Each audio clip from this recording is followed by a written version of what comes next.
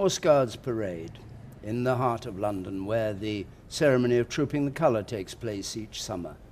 But this morning, Remembrance Sunday, a place for veterans to come and assemble before marching through Horse Guards Arch onto Whitehall for the march past. Horse Guards with St. James's Park, beyond it the trees turning autumnal yellow, the buildings of government, the Foreign Commonwealth and Development Office, with the Ukrainian flag flying there, the yellow strip you can see in this still morning on the right-hand side there, and the Union flag at the far end. And then Westminster Abbey and the Houses of Parliament to the left, Elizabeth Tower with Big Ben, which at 11 o'clock will sound for the 2 minutes silence to remember the war dead. A slightly misty day, but a fine day, and as Queen Elizabeth herself once said, it's interesting how rarely there's bad weather on Remembrance Sunday. It was 70 years ago that as sovereign she first laid a wreath on behalf of the nation, and did so almost every year subsequently, latterly watching from a balcony though, as the Prince of Wales laid a wreath on her behalf. And today he'll be here for the first time in his own right as king, leading the commemoration. And Remembrance Sunday will take its time-honoured form. The armed forces mounting guard around the Cenotaph in the so-called hollow square, the infantry fighting formation. The mass bands and the pipers will play the traditional music. The senior officers of the armed forces will be joined by the Prime Minister, up to 7 former Prime Ministers, other politicians, representatives of religious groups, High Commissioners of Commonwealth countries. Royal Navy coming on parade here in Whitehall to take their place in the hollow square. After the laying of wreaths, then, there'll be the brief service of remembrance, and then, for many people perhaps the most important part of today, the long march past of thousands of war veterans or members of bereaved families who've been assembling here on Horse Guards. Sophie Raworth is going to be speaking to some of those here today about their experiences and their memories and why this day remains so important to them. It's going to be one of the biggest march pasts we have seen for years, and there are huge numbers of public here, crowds who have gathered, queuing since 7 o'clock this morning to take their places here on Whitehall. They've been listening as well to Big Ben chiming again for the first time in almost 5 years, chiming every 15 minutes, a wonderful sound to hear. It's been a really misty morning here in Whitehall, but the sun looks like it could come out. I've stood here year after year, and somehow it always seems to be sunny on Remembrance Sunday. We are going to have thousands of veterans, of course, taking part in this march past, hundreds from the Falklands campaign, and also about 20 who fought in World War II, the youngest of them, 95.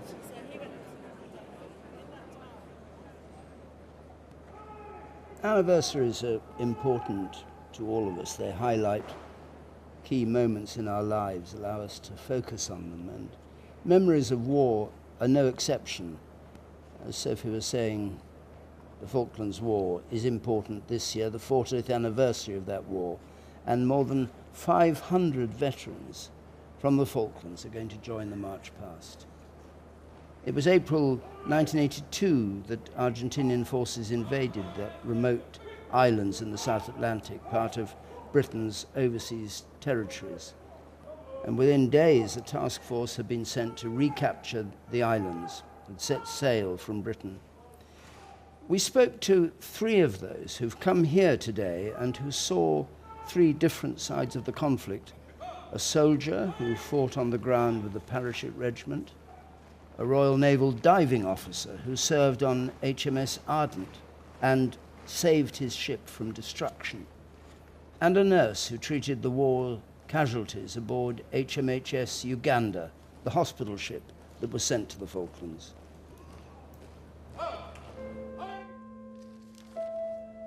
My grandfather had told me about watching paratroopers get onto the planes going to Arnhem at the end of World War II, and that fired my imagination, and I became an airborne Royal Engineer, and I was attached to the Parachute Regiment. I was brought up in Cornwall. We lived very, very close to sea for much of our childhood. So the Royal Navy was a natural progression for me. I joined my first ship, HMS Argonaut, as one of the ship's officer watches, and it's a diving officer.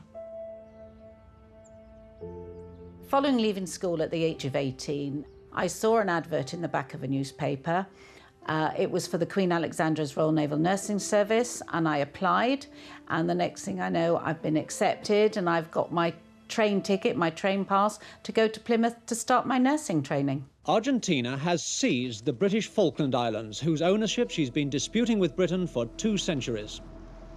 There's no fear at that point. It was more of excitement. This is something new. I had the watch as we were entering the Falkland Sound. The aircraft were coming in so fast, so low. 6 went at Ardent, and she was badly hit. This is us going into Port San Carlos on 21st of May. We saw out in the bay that HMS Ardent had been hit, and she was on fire. We felt sort of helpless. You know, we couldn't do anything to help those guys. 6 came at us, and I heard 2 thuds because we were hit by 2 1,000-pound bombs, neither of which went off.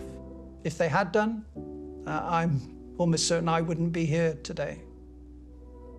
My background was elective surgery, and then all of a sudden I was seeing probably the worst trauma I would ever be likely to be seeing. Gunshot wounds, amputations, and then when the Tristan and the Galahad were hit, we would see a lot of burns.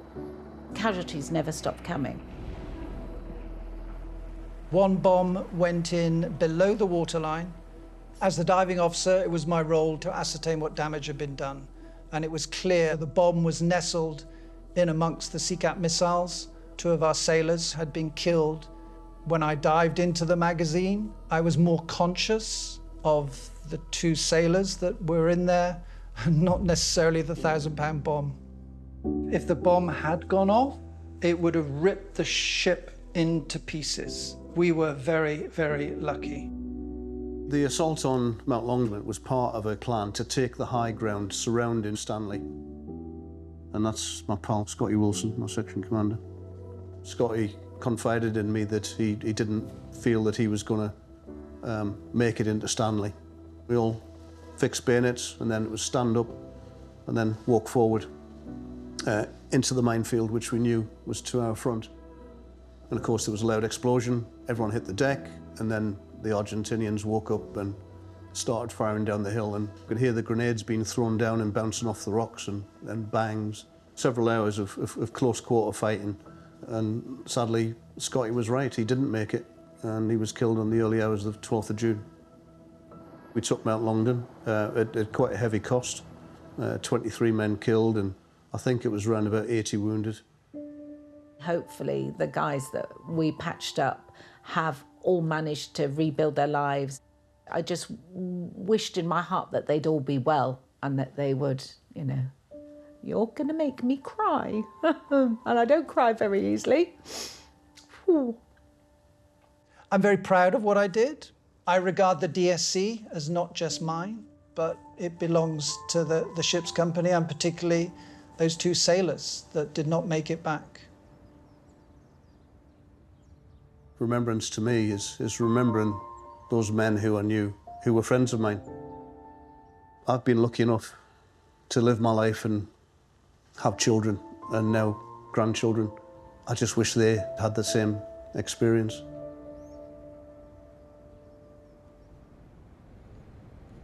And every one of those veterans marching past today will have similar vivid memories of their time in the services. The armed forces who form the hollow square around the Cenotaph are currently serving members, of course, of the armed forces, drawn from across all services, and many of them while not veterans, have seen active service in war and conflict. Latterly, of course, Iraq and Afghanistan. And this moment of remembrance is as important to the newest recruit here as it is to the oldest veteran. Sophie Raworth is with one currently serving soldier, Guardsman Ryan Salmon of the Prince of Wales Company of the Welsh Guards. Guardsman Salmon, you've only just joined the army, haven't you, a couple of years ago? Your father, before you were born, he fought in the Falklands War. How much did he talk to you about that?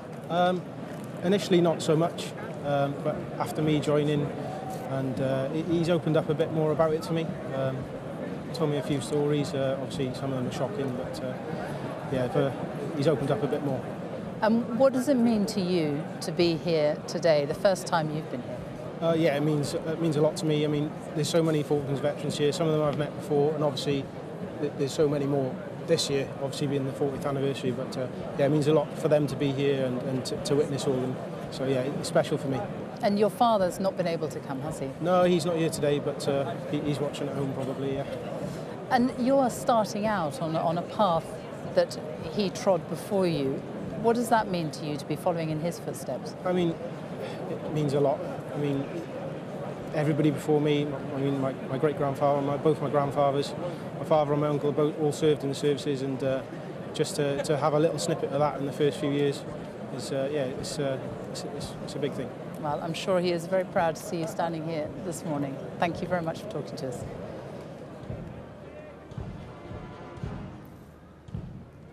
The memorial there to the women of the Second World War, all the uniforms, 17 different sorts of uniforms hanging on that column. And down from there, the Cenotaph, which was designed to commemorate the dead of the First World War, in which something like 1 million British troops were killed, and it's said over 15 million people died worldwide, if you include all those who fought on both sides and the civilians. Since then, it's become the focus of the commemoration of the dead in the Second World War and the engagement of British troops in wars in Korea and Malaya, in the first Gulf War over the invasion of Kuwait, in the Falklands, in Iraq, in Afghanistan, and here at home in the so-called Troubles in Northern Ireland. Young men and women who've paid the price for our failure to resolve conflict. On Remembrance Sunday itself, 16 years ago, the family of Sharon Elliott, a staff sergeant serving with the Intelligence Corps, on Remembrance Sunday they heard the news that she and 3 members of her patrol had been killed by a hidden mine.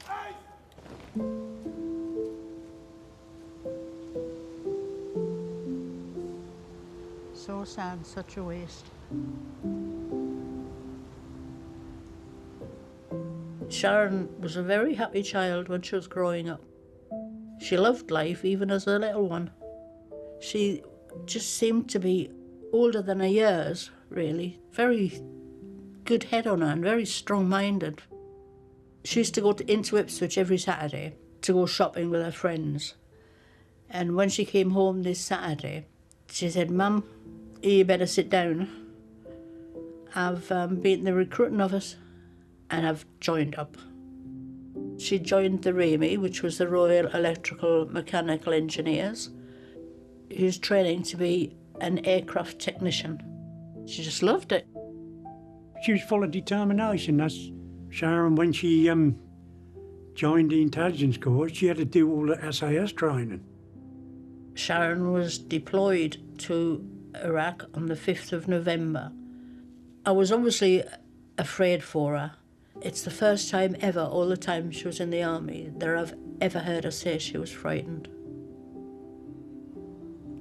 The 12th of November 2006 was Remembrance Sunday, and the knock came on the door, and this young man was stood there, and well, once he got in the house and he stood there, I knew what he was for. He introduced himself, I'm from the army. I thought, yeah, you better come in, Major. He just said, got some bad news for you. I couldn't believe it. I just thought Sharon's going to come in that door soon. I've got this eulogy that was written by one of Sharon's friends in the intelligence corps. She had an outrageous zest for life and infectious enthusiasm, an amazing smile that brightened darkest days, vivacious and fun and prepared to speak out when others feared. When it was read out at the memorial, I think my heart nearly burst. This year I'll be 16 years since Sharon was killed. The world was her oyster. She could have done anything, and it was just all taken away from her. You wonder what would have been her life now.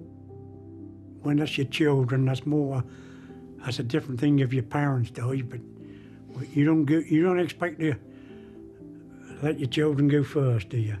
It feels like yesterday. It still hurts. You never get over it, do you? You know, and I used to talk to her about everything. I could tell her anything. I just miss her so much.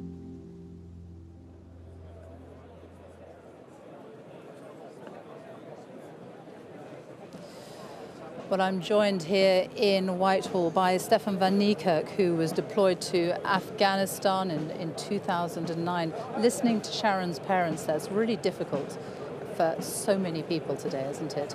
It is. People who lost loved ones a long time ago. Yeah, it is. I mean, I think often people forget about the ramifications of war, you know, the price that we pay. And it's not just those who get injured come back, excuse me, but it's the families as well. It often leaves a massive vortex. You know, they have to deal with the same change, and often it could be harder for the families, you know, just as unexpected. This is the first time you have come here to take part in the March Past. 2009, life-changing moment for you. You were so young and you lost both of your legs. You stepped on an IED, didn't you? That's right, yeah. So we're on a routine foot patrol, and my section had to hold a position on a small hill to provide cover for another section moving through in the valley beneath us. We cleared the ground as we usually do, and, you know, the device was missed. I went to take my position, and yeah, my world got turned upside down. And you were conscious for quite a lot of that, weren't you? I was conscious throughout the whole event, so I managed to kind of follow it through, which was quite a lot to deal with at the time, quite a lot to take in. But it was, in a way, it was quite a blessing, because at least I knew where I was and what was going on, and have some element of being in control. And what is it like being here today? I mean, that's what strikes me year after year coming here, the camaraderie the people experience, and the stories and the comfort that people feel being together. You know, it's absolutely amazing. You know, this whole atmosphere. I mean, when you see it on TV, it's one thing, but when you come here, it's just a whole different level. And the camaraderie, it just lifts people's spirits. But just getting together again, like the band of brothers, the band of sisters, and everybody's just getting on again, and it just lifts the spirits, remembrance, you know, and it really does make this such a special occasion. Stefan van Niekerk, thank you so much for talking to us. Thank you very much for having me.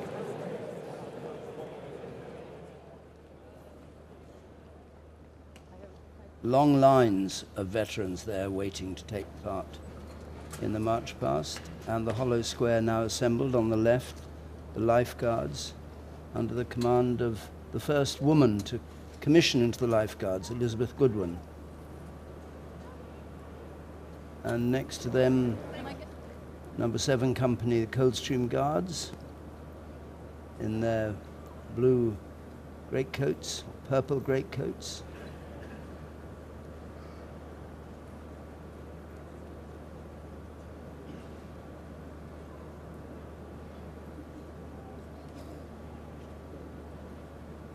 The Royal Air Force, Queen's Colour Squadron, under the command of Squadron Leader Brendan Dunn, whose grandfather was a sergeant in the Irish Guards, and won the Distinguished Conduct Medal for his actions in the Second World War. The King's Colour Squadron.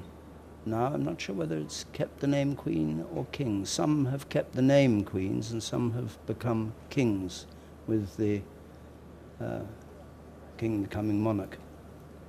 But always there are some units that remain with the name from before. The civilian services there.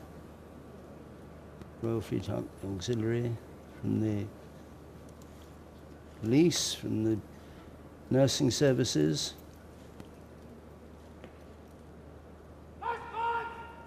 The Royal Fleet Auxiliary. Queen Alexandra's Royal Naval Nursing Services there. And the music is about to begin.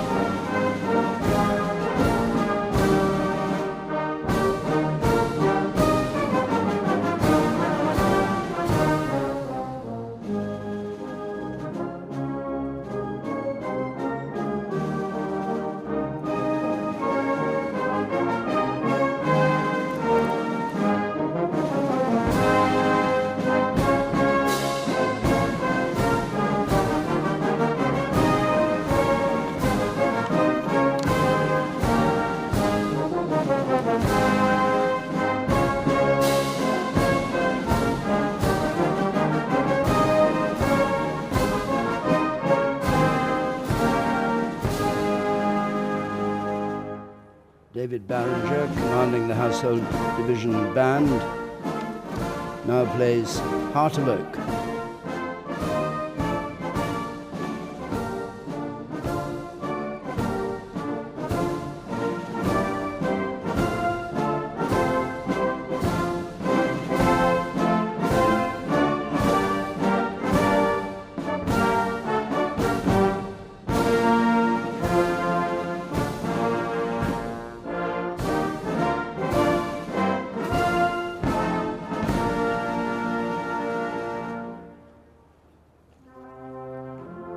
These are the bands of Royal Marine Portsmouth, the Household Division, and later we'll hear from the pipes and drums of the 4th Battalion, the Royal Regiment of Scotland, and the band of the Royal Air Force Regiment is playing as well, the Minstrel Boy.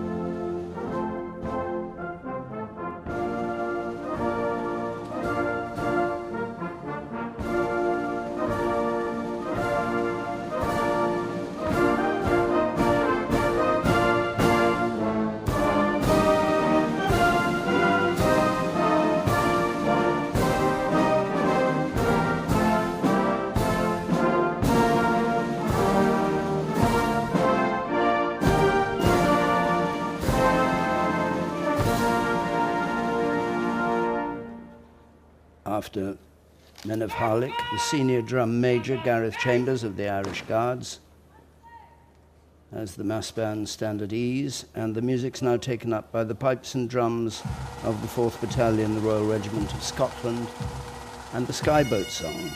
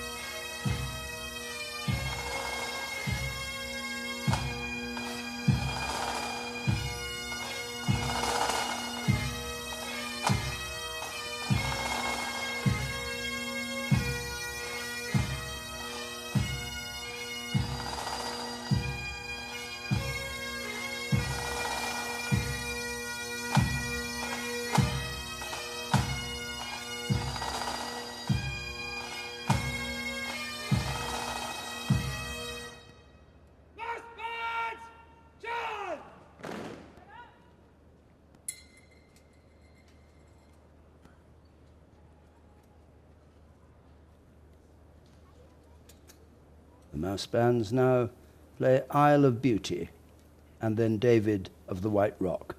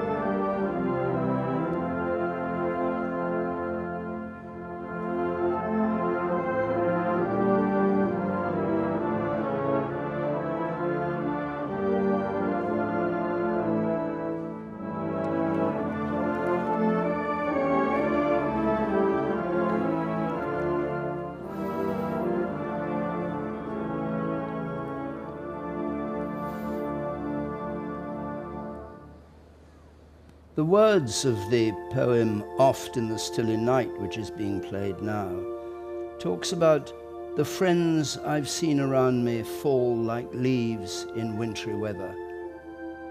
And I suspect many people here today will be thinking of Her late Majesty the Queen, who provided always a living link to the Second World War for so many of these Remembrance Sundays, both here in Whitehall and from time to time abroad.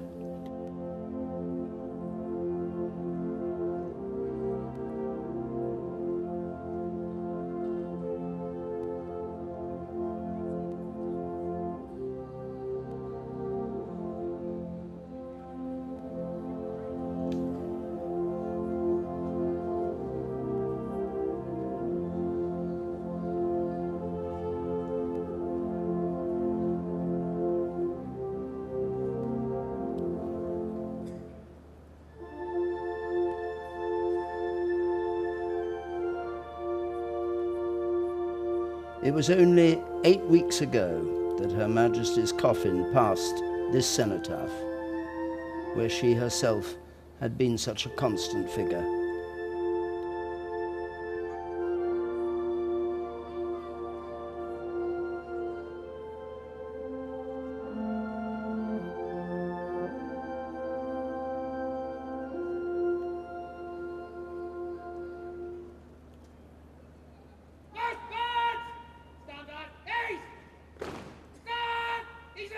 The pipes and drums will now play Flowers of the Forest, which was part of the service at Westminster Abbey back in 1920 for the Unknown Warrior and has been played every year since then.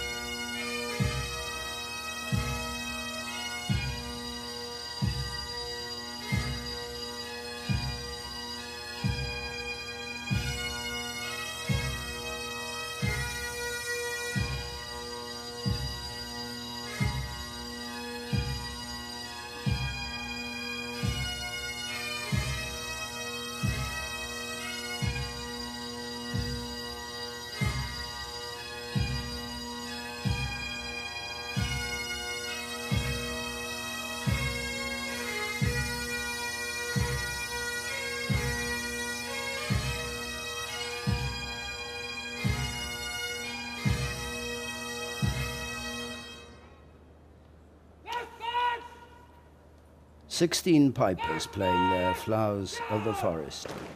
And now the mass bands again with Edward Elgar's Enigma variation, Nimrod, the Hunter.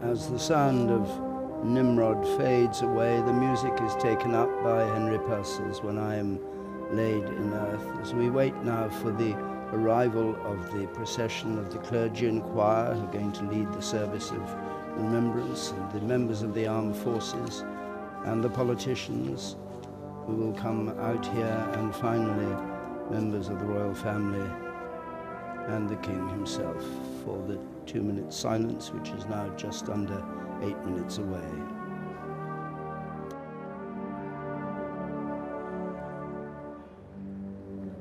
This is a new processional cross, incidentally, made from Sandringham oak with Welsh daffodils and Irish shamrocks, English rose and Scottish thistles, and 7 silver studs it was made for the Queen's Platinum Jubilee.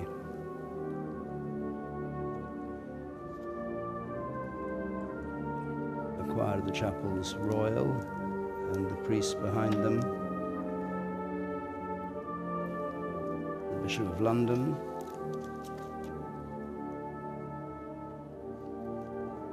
Dame Sarah Mullally with her crozier.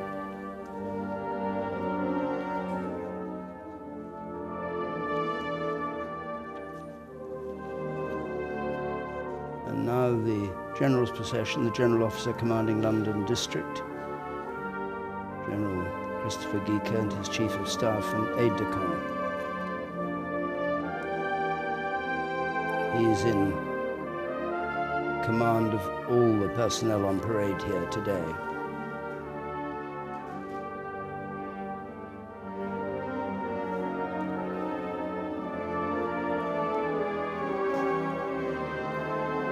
And next will come the procession of politicians led by the Prime Minister, Rishi Sunak, and Keir Starmer, leader of the Labour Party.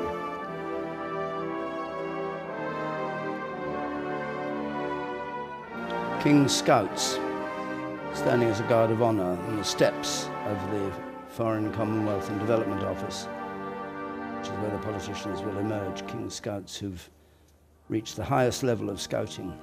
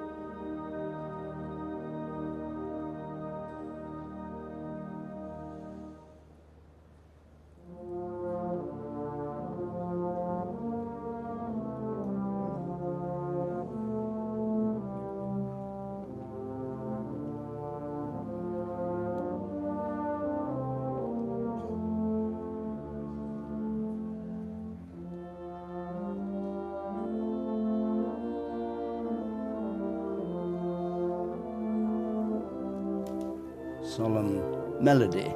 Is the music playing now? And we're still waiting for the politicians. Here they come to come out. Rishi Sunak and Keir Starmer. Ian Blackford in the kilt, the Scottish National Party. Sir Ed Davey for the Liberal Democrats.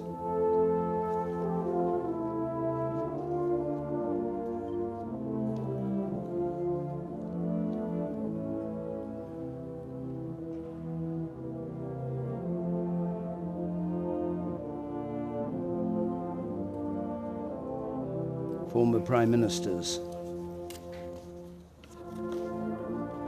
David Cameron, Theresa May, Tony Blair, John Major, Gordon Brown, and members of the Cabinet following on behind.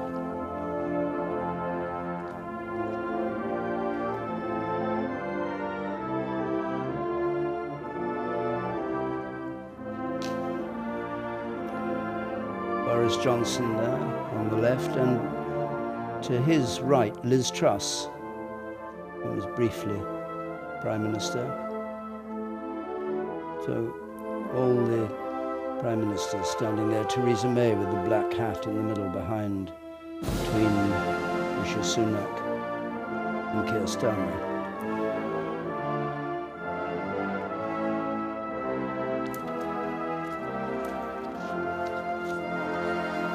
And now the Chiefs of Staff, the Chief of the Defence Staff, Admiral Sir Tony Radakin, and the representatives of the Merchant Navy and fishing fleets as well. And they come out and take their position just to this side of the Cenotaph, and they're followed by the High Commissioners and ambassadors.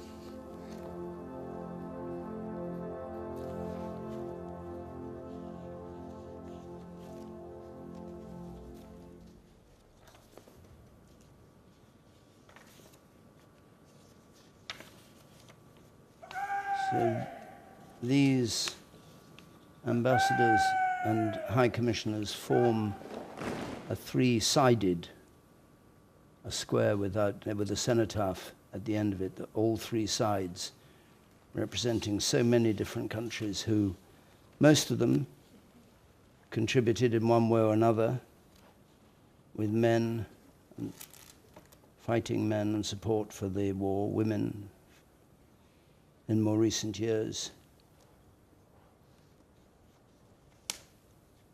And they're followed by representatives of many, many different faiths, 22 in all here today.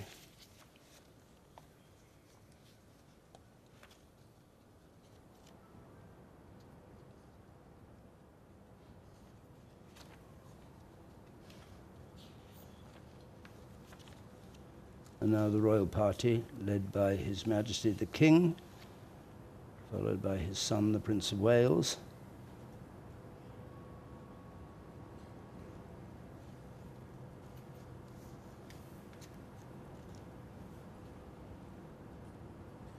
The Princess Royal,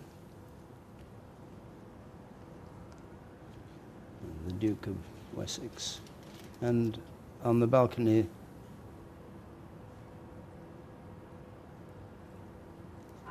the Queen Consort there, and now Big Ben starts the chimes, leading up to the 2 minutes silence at 11 o'clock.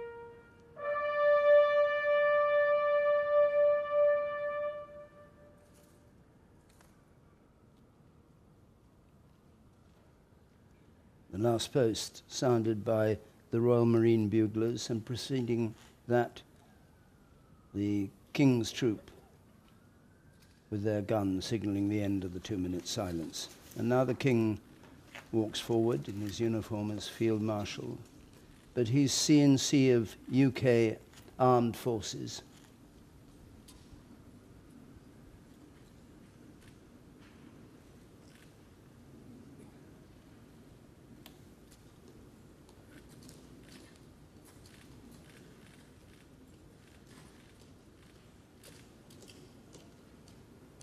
And now a wreath is laid on behalf of the Queen Consort, who's watching from a balcony as a wreath is laid on her behalf.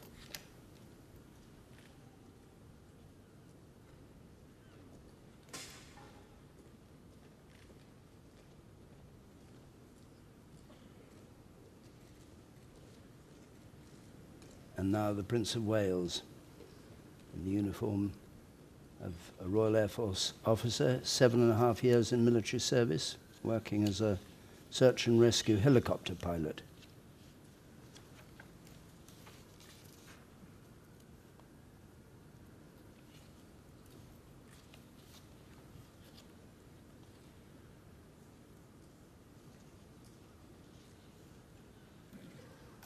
He's followed by the Earl of Wessex, the uniform of Honorary Colonel of the Royal Wessex Yeomanry. He's also the Royal Colonel of the 2nd Battalion Rifles under a number of regiments in Canada.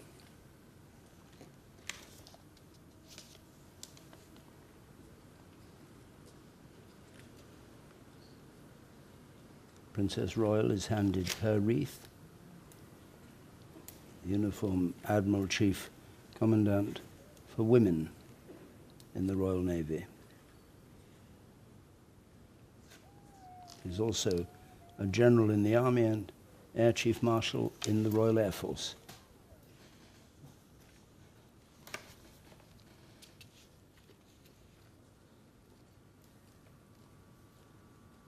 And now Captain Charles Longstaff, who's the Duke of Kent's equerry,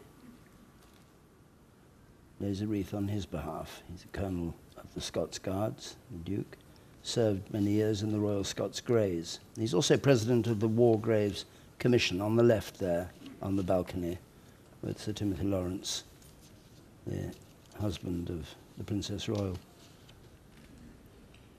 War Graves Commission, which has over 20,000 graveyards to protect in something like 150 countries. So now they stand at ease, and we come to the laying of wreaths, first by the politicians of the United Kingdom, led by the Prime Minister Rishi Sunak.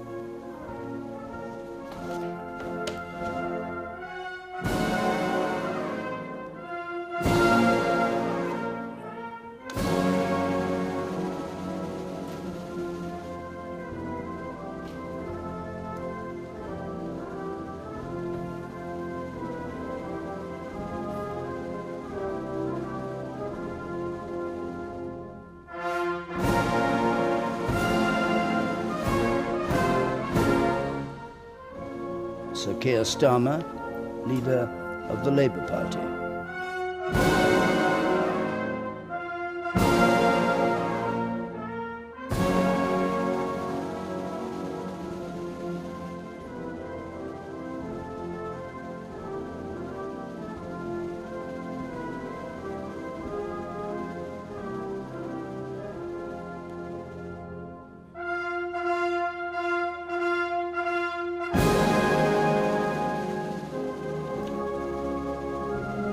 Ian Blackford lays his wreath on behalf of the Scottish National Party, which he leads at Westminster, but also on behalf of Plaid Cymru, the Welsh Nationalist Party.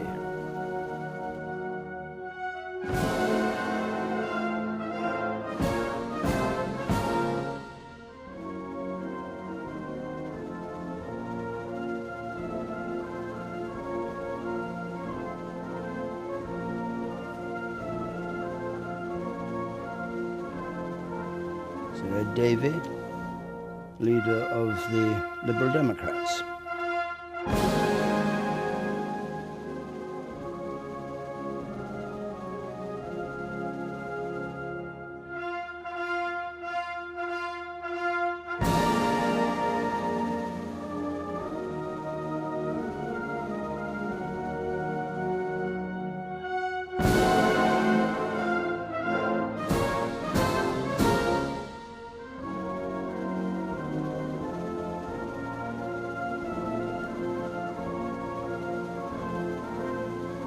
Sir Geoffrey Donaldson, on behalf of the Democratic Unionist Party of Northern Ireland.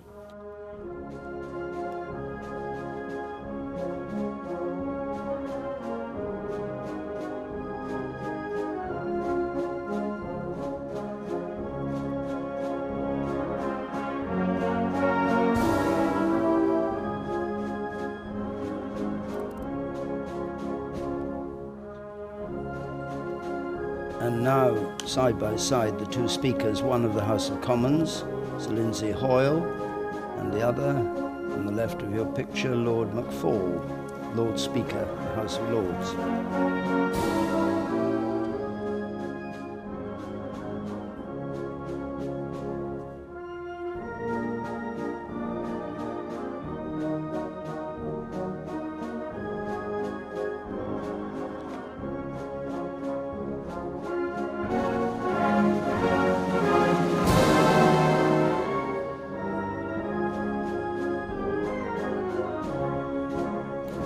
Now the Foreign Secretary, James Cleverly, and on his left, the Home Secretary, Suella Braverman, who lays her wreath on behalf of the intelligence agencies.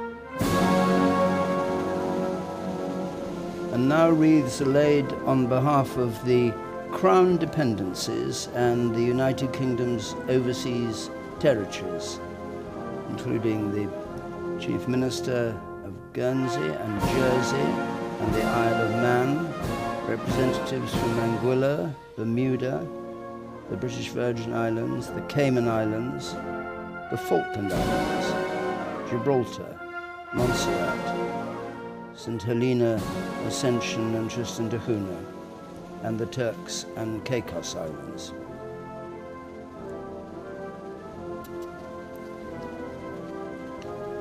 The Channel Islands, the only part of the British Isles that were actually occupied by Nazi Germany during the Second World War.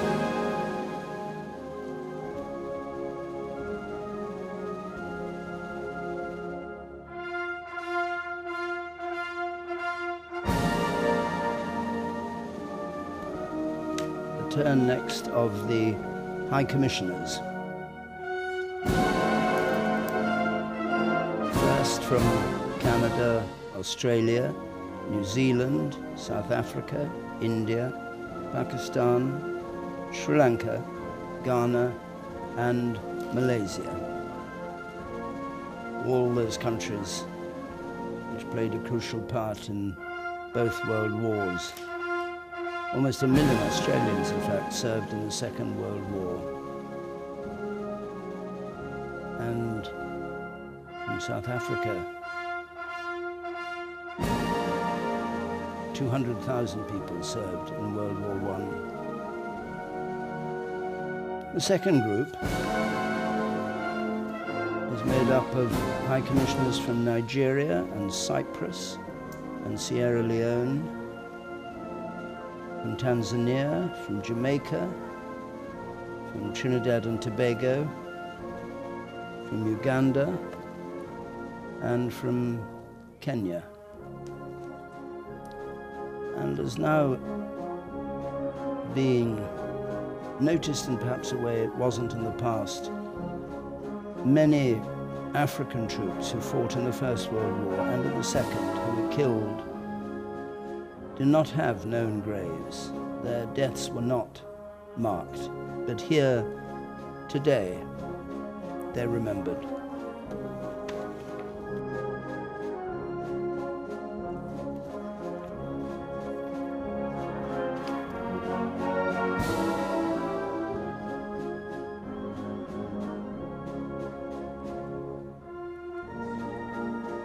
And now, High Commissioners of Malawi, Malta, GC, Zambia, the Gambia, Singapore, Guyana, Botswana, Lesotho, and Barbados.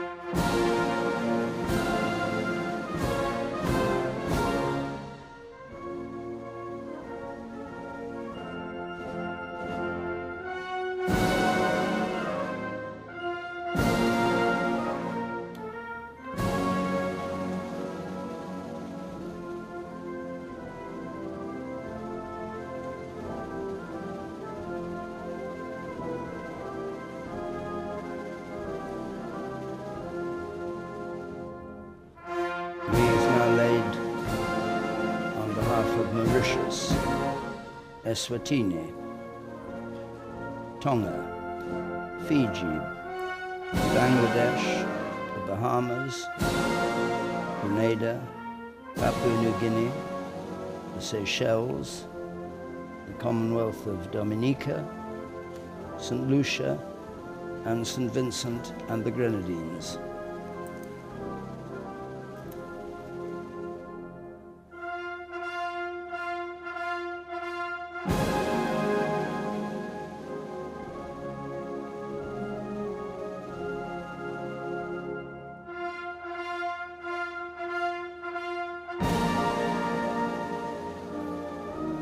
And now the last group of High Commissioners from Belize, Antigua and Barbuda, the Maldives, St. Christopher and Nevis, Brunei Darussalam, Namibia, Cameroon, Mozambique and Rwanda, and Gabon, I should say, and Togo.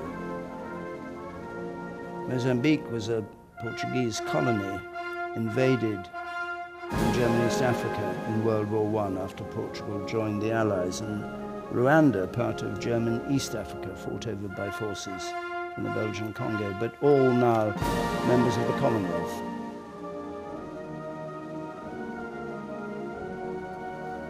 And after them, the Ambassador of Ireland, Martin Fraser, and the Ambassador of Nepal, Gyan Chandra Acharya, will lay wreaths together.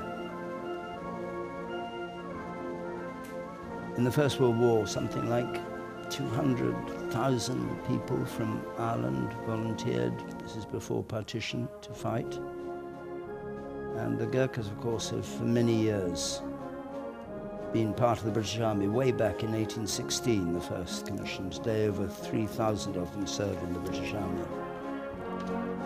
The Chief of the Services, Admiral Sir Tony Radakin, Admiral Sir Ben Key, the First Sea Lord, Chief of the Naval Staff, the Chief of the General Staff, General Sir Patrick Sanders, the Chief of the Air Staff, Air Chief Marshal Sir Mike Wigston.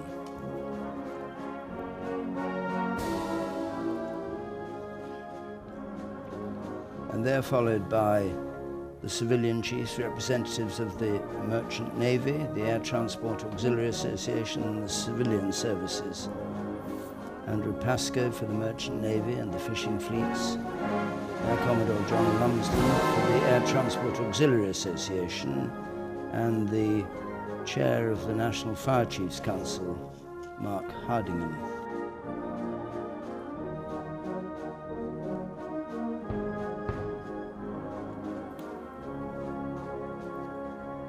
That ends the formal wreath-laying, and the service follows, led by the Bishop of London. O Almighty God, grant, we beseech thee, that we who here do honour to the memory of those who have died in the service of their country and of the Crown, may be so inspired by the spirit of their love and fortitude that, forgetting all selfish and unworthy motives, we may live only to thy glory and to the service of mankind. Through Jesus Christ our Lord. Amen.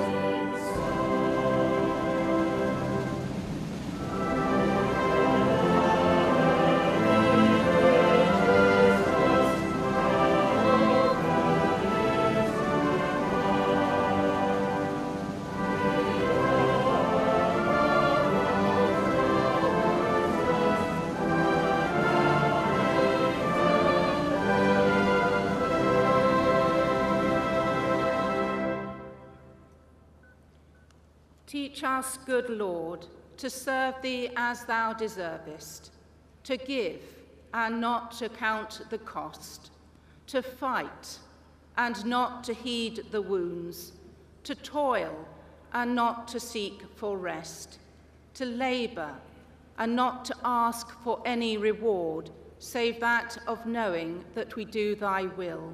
Through Jesus Christ our Lord. Amen. Our Father, which art in heaven, hallowed be thy name. Thy kingdom come, thy will be done, in earth as it is in heaven. Give us this day our daily bread, and forgive us our trespasses, as we forgive them that trespass against us. And lead us not into temptation, but deliver us from evil. For thine is the kingdom, the power and the glory, forever and ever. Amen. Unto God's gracious mercy and protection we commit you. The Lord bless you and keep you. The Lord make his face to shine upon you and be gracious unto you. The Lord lift up the light of his countenance upon you and give you his peace, this day and always. Amen.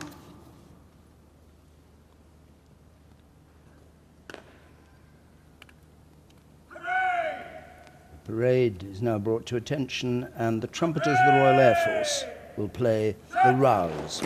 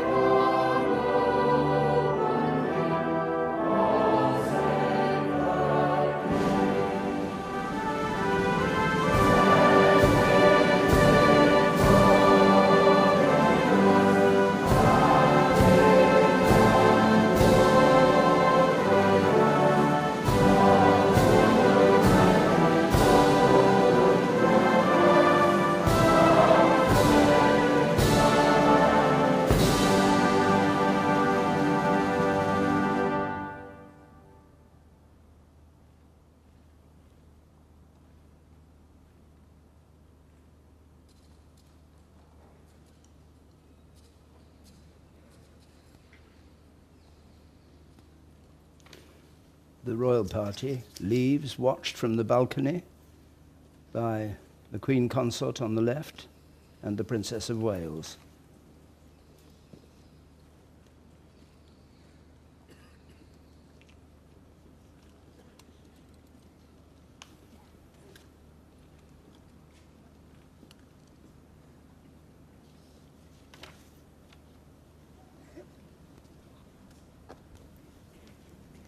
And now the clergy leave, and they'll be followed by the politicians as space is made for the great march past, which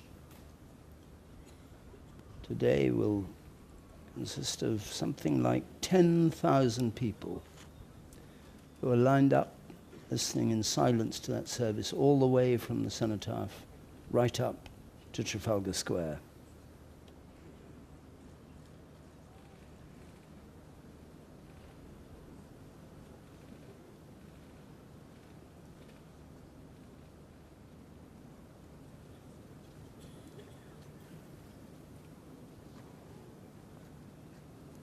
The choir is followed by the politicians,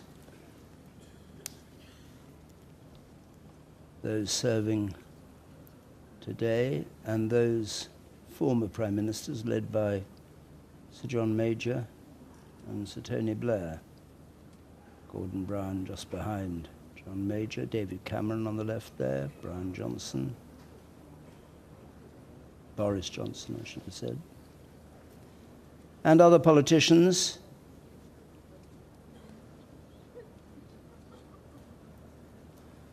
So they make their way off Whitehall,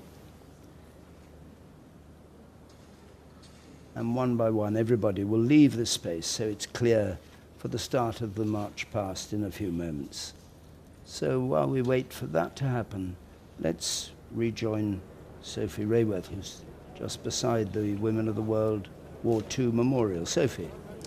Well, 40 years since the Falklands War, there are hundreds of Falklands veterans marching here this morning. I'm joined by two of them, John Bradley and John Sheldon. John Bradley, you served with the Scots Guards. John Sheldon, you were aircrew. Yes. You lost two of your best friends, didn't you? I did.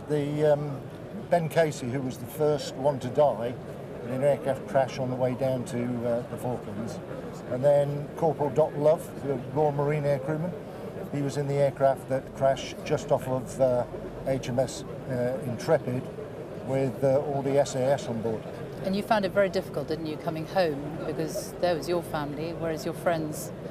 I did. I met my family at Yeovilton when I got back, and obviously meeting your family and you being able to be there with them when your friends are not coming home and they can't come and visit their family.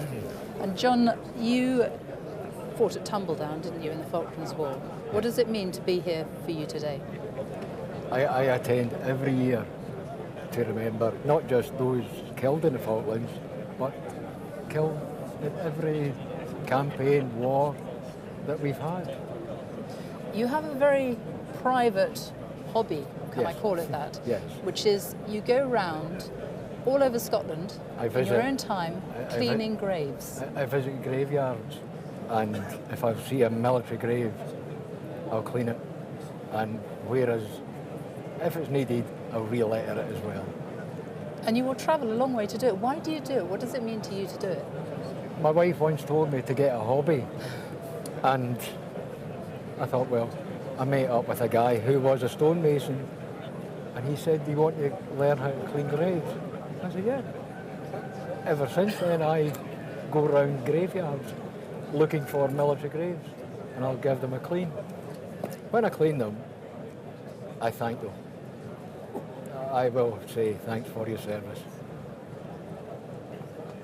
What does it mean to you to be here on the 40th anniversary? I know you've come before, but... It's because it's 40 years, and I find that looking back, it doesn't seem that long, but you look back and 252 people died, and so 40 years is a significant anniversary, and to come here and honour those people who died like John says, it's not just the Falklands, it's all the other conflicts we were in, all the way up to Afghanistan. So 40th year is pointing it for us. Gentlemen, thank you both very much for talking to us this morning. Thank you. Thank you. The President of the Royal British Legion, General James Bashall, lays the first of the wreaths on behalf of the Royal Legion and goes into place preparing to do that.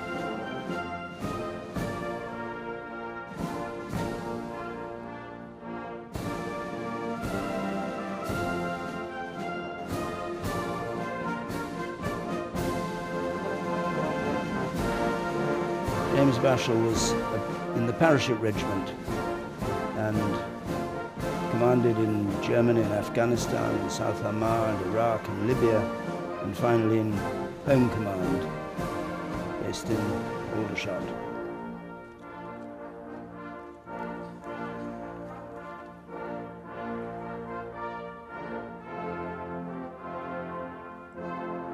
The next wreath, this giant anchor of poppies, laid by Stanley Keith Ridley, who's National Chairman of the Royal Naval Association, which has over 11,000 members, 250 branches, and does sensible things like providing isolated veterans with an iPad and teaches them how to use the internet.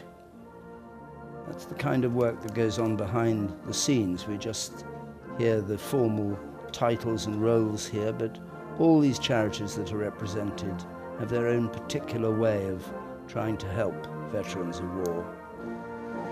The Army Benevolent Fund is the next wreath laid by General Sir James Everard, who was commissioned into the 17th and 21st Lancers back in 1983. He served in Bosnia and Germany and Iraq. And this is the national charity supporting 60,000 people in 63 countries around the world, helping people to adapt to civilian life.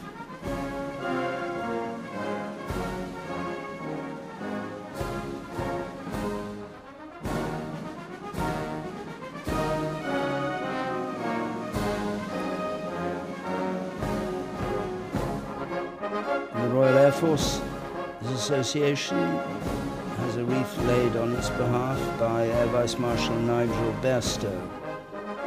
It has a 90-year history, the Royal Air Force Association, one of the oldest of the military charities supporting RAF community. They run 4 retirement complexes, allowing 150 or so veterans to live independently with someone to give them a helping hand if they need it.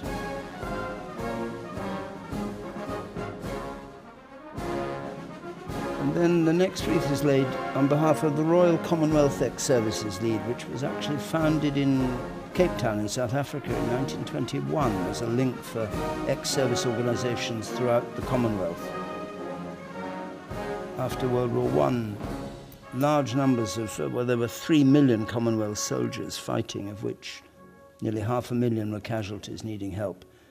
And Colonel Mike Winnerick lays that wreath.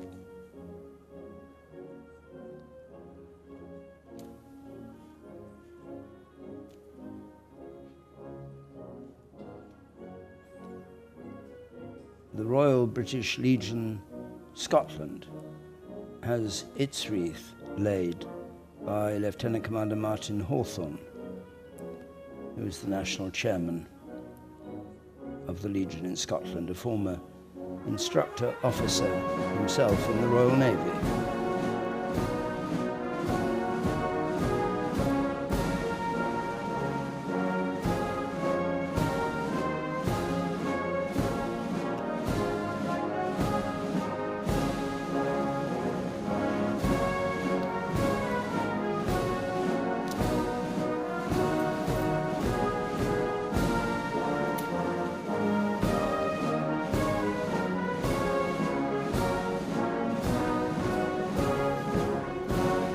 The wreath laid on behalf of Transport for London, as it's now called, but actually this goes back to 1920 when George V, as king, said that London bus drivers should parade at the Cenotaph on Remembrance Sunday in recognition of the many men who actually drove buses to the front line in France.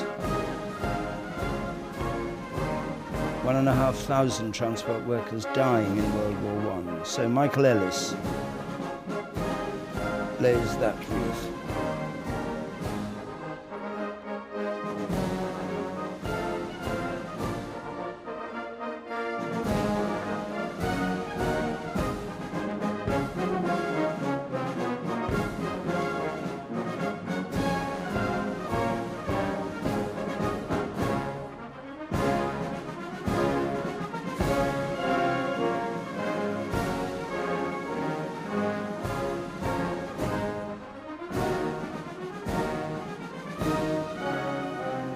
So those British Legion wreaths laid at the foot of the Cenotaph, and soon the march past to the veterans itself will begin, spanning generations, bringing together people from all parts of the United Kingdom, the Commonwealth, the wider world, who share just this one thing in common, that they fought in war, or are here to remember those who did. A dwindling number of veterans from World War II, inevitably, but some still determined to come here, whatever the difficulty. Brian Latham, who's travelled from Llandudno to be here today, is 98 years old, and he served in the glider pilot regiment, whose job was simply terrifying, to land troops by glider right into the centre of the battlefield. On March the 9th, 1942, I joined the RAF on my 18th birthday. I love flying, you see. Quite incredible to be up in the clouds. That was the day I got my wings. We were kids, weren't we? In 1944, Arnhem was a disaster, and they'd lost a lot of Army glider pilots. And we were at Harrogate waiting for further training on Spitfires and Mustangs. And they asked for volunteers to join the glider pilot regiment. Very few volunteered, so they read us the Riot Act and said if we didn't volunteer, we'd never fly again. We'd be put in the infantry or go down the mines. The glider pilot regiment was on a par with the commandos and the parachute regiment. And they were determined they were going to make men of us. We knew there was an operation coming off. The operation was Operation Varsity on the 24th of March, 1945. There were two bridges at the far end of Hamminkeln, and we would take one of the bridges by the station. A lot of us didn't expect to come back. I certainly didn't expect to come back from it. 6 o'clock, off we went. The first two of our gliders, they just carried men. They were just blown out of the sky. We had a shell burst in the cockpit which blew out our air bottles, which meant we didn't have any flaps. And then we had another one which shot off one of the wheels. It was complete utter chaos. We were connected with the Dakota, and they told us when to pull off, which we pulled off. And so we just hurtled into the smoke. I think it was the most frightening time of my life. We got it down and everybody got out. Half our squadron were lost, either wounded or killed. People I'd talked to that morning. Yes. Terrible waste of life, wasn't it? But it had to be done. I've always attended Remembrance Sundays. It's terribly important because we've lost so many good people and life's never been the same again. Good friends, killed in their early 20s. Remembrance Sundays, remembering my lost pals.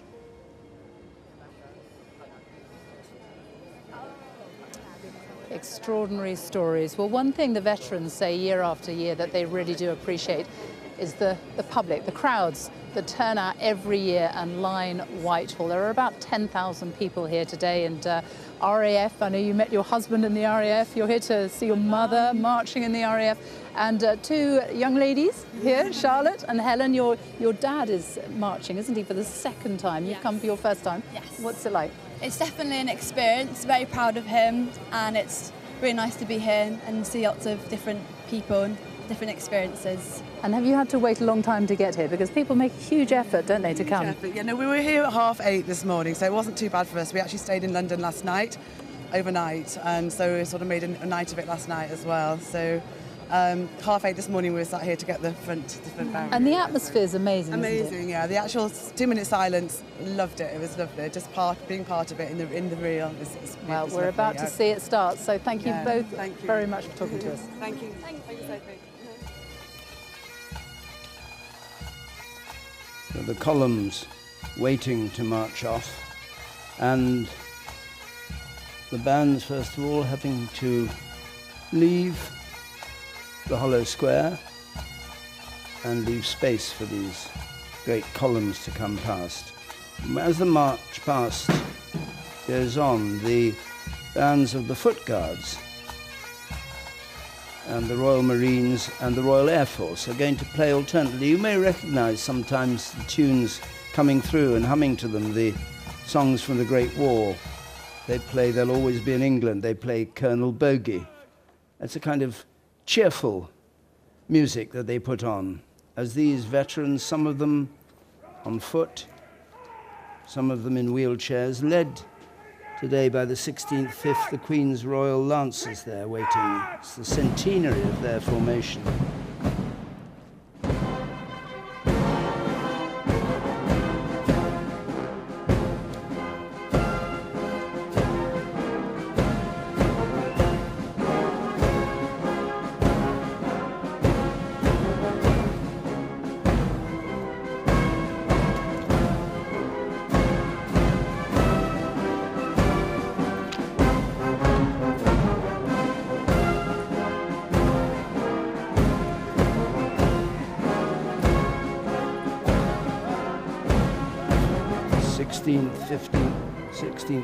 Queen's Royal Lancers,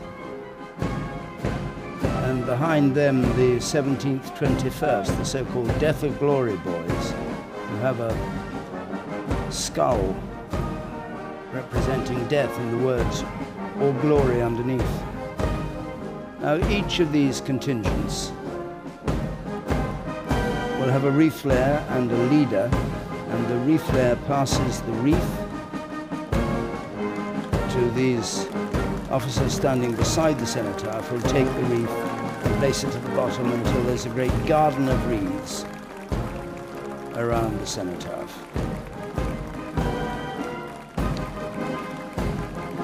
The 17th, 21st Lancers, incidentally, which Winston Churchill as a 23-year-old joined, and Douglas Haig as well. The Royal Lancers, the Queen Elizabeth's own,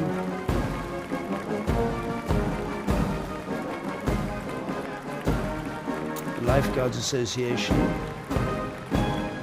the senior regiment in the British Army that was formed back in the 1650s. I don't want to give the impression this is a military parade. This is not a military parade. As you'll see as it goes on, the people taking part in it are here because they fought together, the Blues and Royals Association there, formed by the amalgamation of the Royal Horse Guards and the 1st Royal Dragoons, to do armoured reconnaissance work.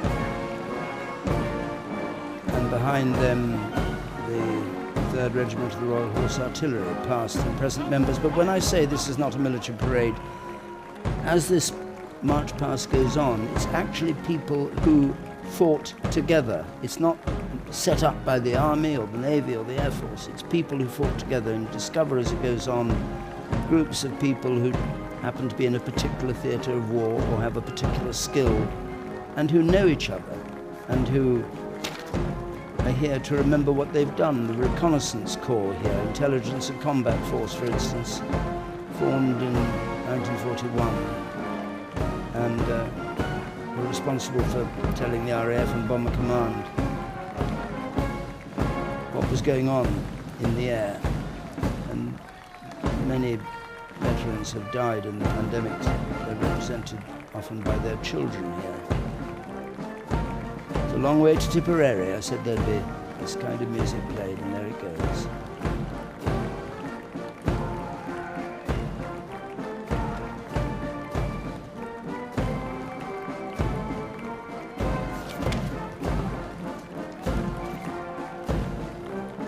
The Royal Engineers, the sappers, whose slogan is ubique, meaning everywhere. They were based on the sappers who dug trenches in the First World War so that mines could be laid. Behind them, the airborne engineers, made up of members of the Corps of Royal Engineers.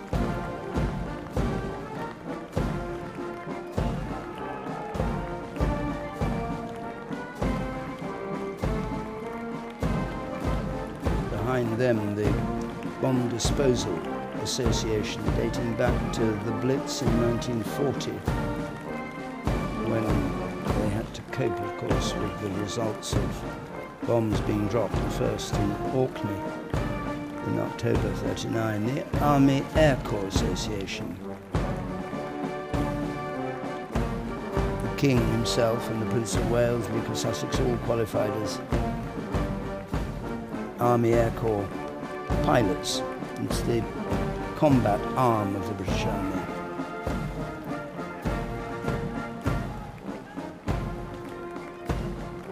The Royal Logistic Corps, made up of everything that supports the army. It includes transport, ordnance, catering, pioneers, and even the postal and courier branch, the Royal Logistic Corps Association. It really keeps the army going.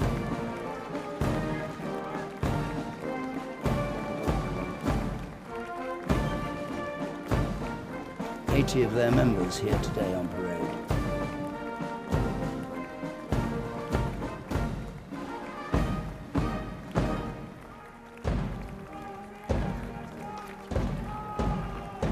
The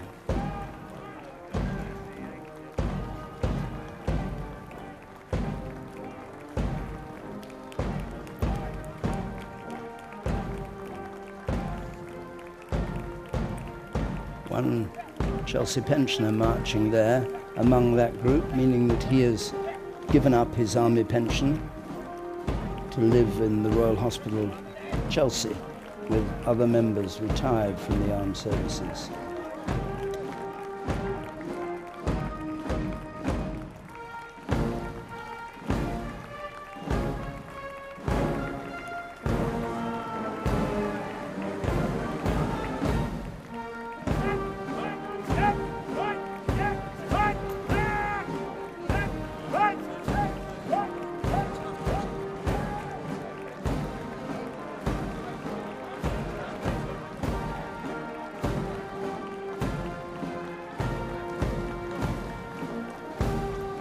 The Royal Pioneer Corps,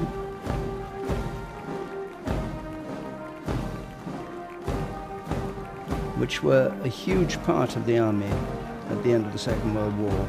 In fact, I think it was said that 1 in 6 soldiers was a pioneer, doing all the armed labour, laying the Pluto fuel line, and guarding prisoners and moving stores. The all-important Pay Corps behind them. The ammunition technicians here, responsible for the safety of explosives and ordnance.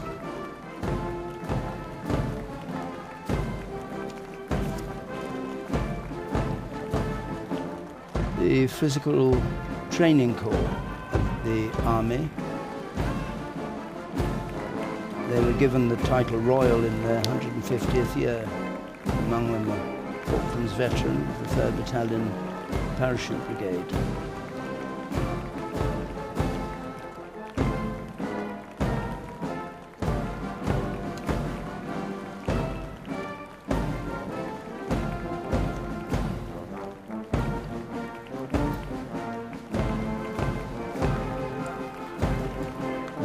Women's Royal Army Corps Association, laying wreaths on behalf of the Land Army and the Timber Corps, the ATS, or the ATS, which the late Queen served in as a 16-year-old during the Second World War.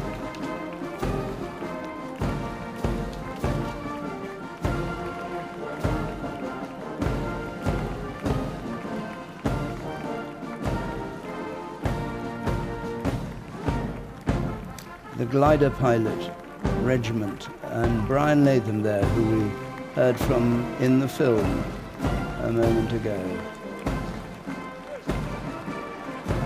who landed a glider during those operations, Pegasus Bridge and Market Garden, and Operation Varsity in 1944 and 5, with the crossing of the Rhine. You must be thrilled to be here today.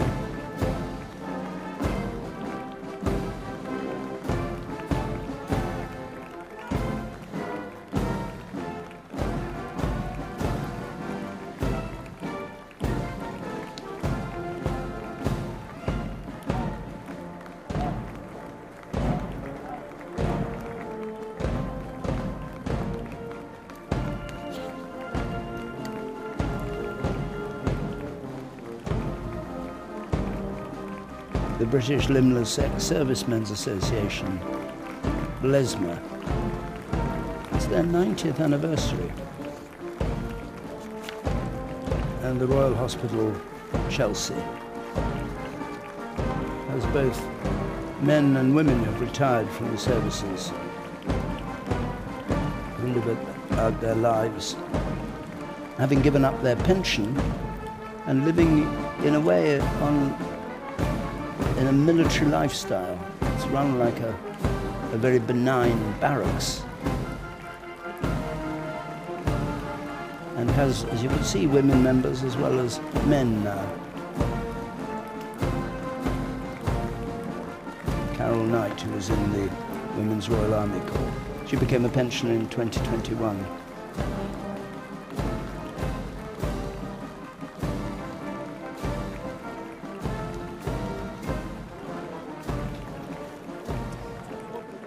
I'm here with Liz McConaughey, who is here taking part in the March Past for the first time. You served in the RAF, you're marching with MERT, the Medical Emergency Response Team. Yeah, because right. you were flying the Chinook helicopters, weren't you, with some of the most seriously injured.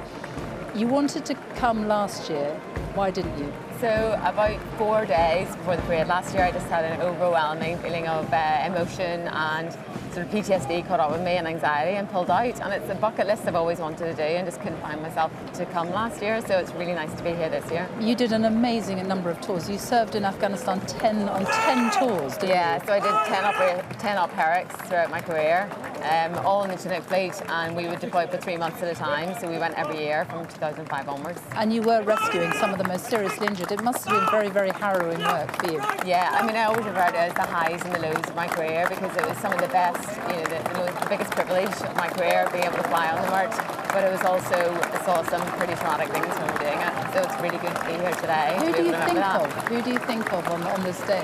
So I think today is really, from my point of view, about the collective loss that the Chinook fleet kind of witnessed when we were out in Herrick, because we saw every single soldier injured or paid the ultimate price come off the battlefield. So for me, it's that collective number of injured soldiers, and yeah, that's always what my thoughts go to. And here you are for the first time. I mean, the camaraderie, the applause, the support for veterans like you is wonderful, isn't it? It is amazing, and I'm so glad I made it this year. And I think there's going to be so many veterans watching at home who, like me last year, couldn't bring themselves to be here and couldn't leave the safety of their own homes. And I think it's really important, if you can go out and kind of join in on a day like today, it's really important.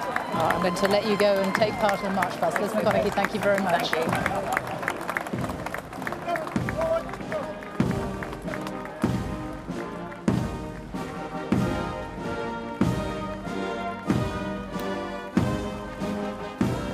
The Women's Royal Air Force Association in their tartan kilts. Their job maintaining aircraft and motor vehicles and dealing with meteorology and radar and communications and codes and ciphers and all the rest. Of course, now they serve in every arm of the Royal Air Force as pilots, navigators, whatever. But back in World War II, women's roles were restricted. The RAF Linguists Association, involved in military signals intelligence and speaking every language you could think of: Russian and Polish and German and Czech and Spanish and French and Chinese and Arabic and Pashto and Farsi. The Linguists Association formed in 1990 as an organisation, a specialist group with special abilities. The Air Sea Rescue and Marine craft, with their roll neck sweaters, which they wore as standard while at sea, whose job was to rescue pilots when planes ditched in the Channel or the North Sea. They thought to have rescued something like 13,000 aircrew and civilians. Followed by the Royal Air Force Movements Association, which are responsible for all the things that in civilian life is done at an air terminal, moving freight and loading the planes and all the rest of it. And very much involved they were in the evacuation from Afghanistan.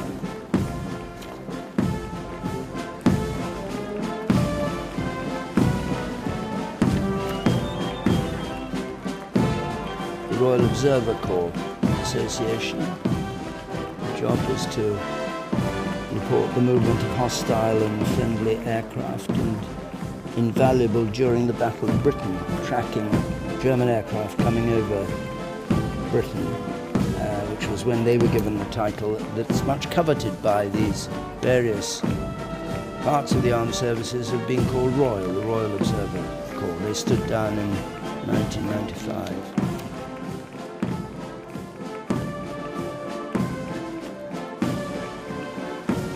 The loadmasters who worked with the huge Chinook helicopter led by a veteran of the Falklands War. Their job involving everything to do with delivery of equipment and weapons to the front and the repatriation of people injured. They worked very closely with the aeromedical teams in Afghanistan.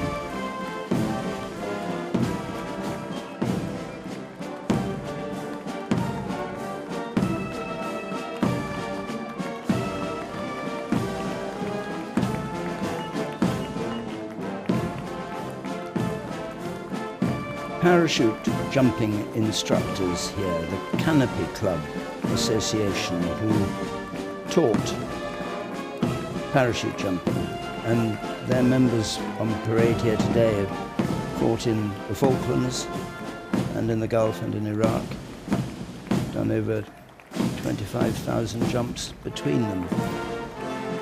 The Royal Air Force Association Armourers branch is led by Jeff Ashmore, who's actually wearing his father's medals, I think probably on his right chest.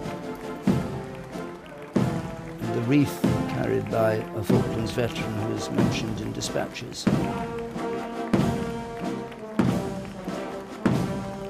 They're followed by the Apprentice and Boy Entrance Associations of the Federation of the Royal Air Force.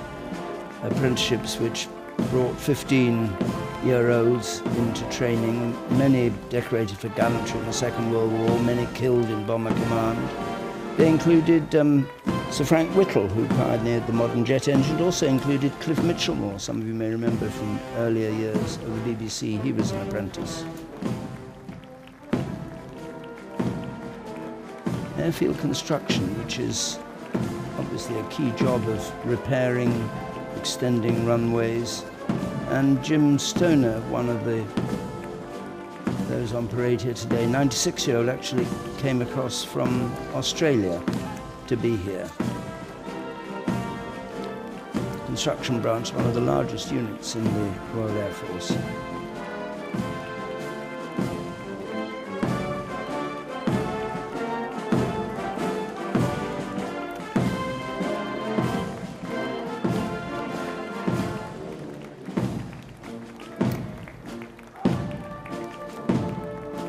31 Squadron Association.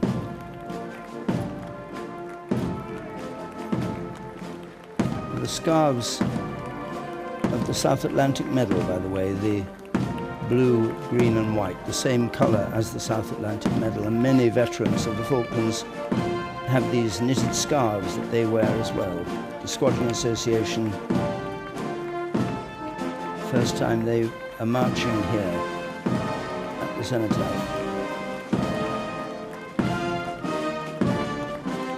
They were the last to leave Afghanistan.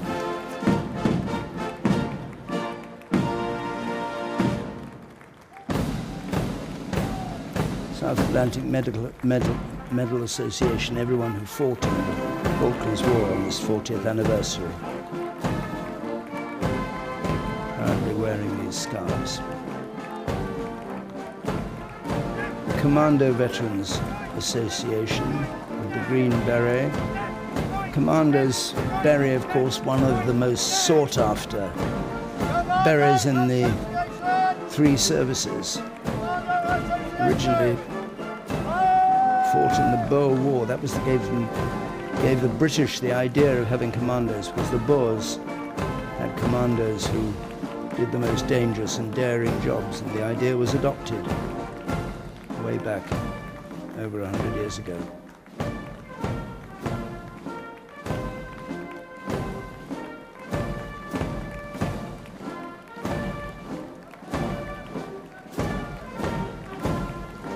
The War Widows Association, led by Janet Fuchs, their president, Baroness Fuchs.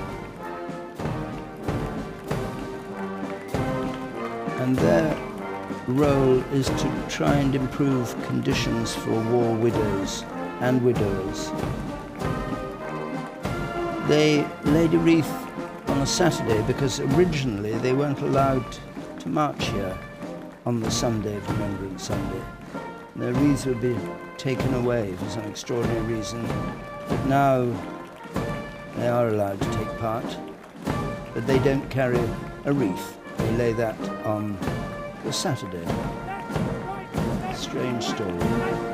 The British Nuclear Test Veterans Association. Veterans being remembered by the families of those who died from the effects of nuclear testing.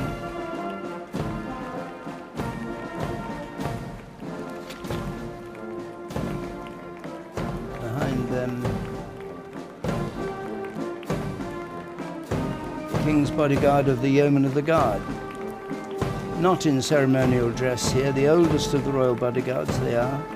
They're now the King's Body, they were the Queen's Body of the Yeomen of the Guard. The oldest of the Royal Bodyguards, created by Henry VII way back in 1485, after the Battle of Bosworth. They still, in their uniforms, do that search of the House of Commons before the state opening of Parliament.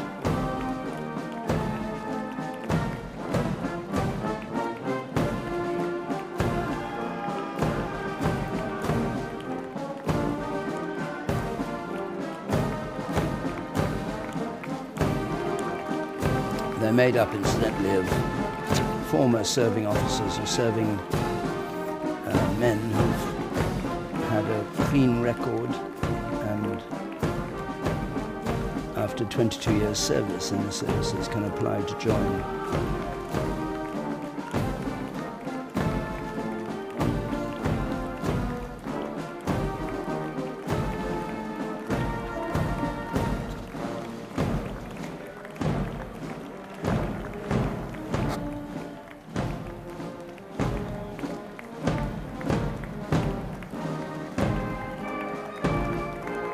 This is Fighting with Pride, an organization that was founded in 2020 to represent those who were forcibly dismissed from the services because they were part of the LGBT plus community, and one way or another, because of their sexuality, were thrown out of the services, which no longer happens. And they march to allow veterans of that dismissal to appear here along with everybody else,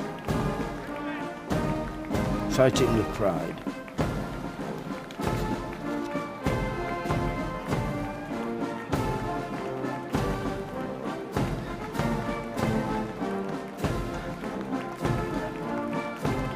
I am not, of course, identifying everybody who's on parade here. There are far too many contingents, but I'm just hoping to give you a hint of the kind of makeup of it. I mean, the main point here is not who they are or where they come from, but actually that they are here and they've chosen to come to remember the service they or their families gave in war.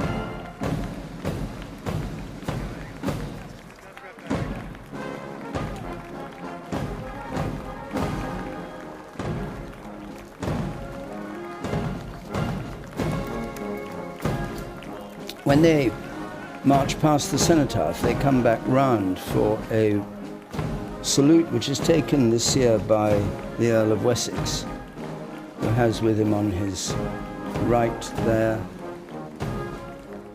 the Secretary of Defence, Ben Wallace, talking there, and the National President of the British Legion, Charles Byrne. So this is a march past not just of the Cenotaph itself and the laying of the wreath, but a proper march past a member of the royal family on horse guards afterwards.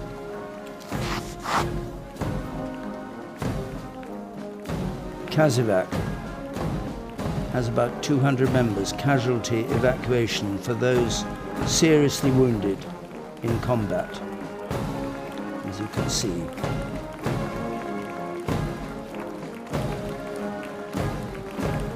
Very touching sight of amazing courage and recovery. It includes amputees and double amputees and even a triple amputee with blast injuries in Afghanistan.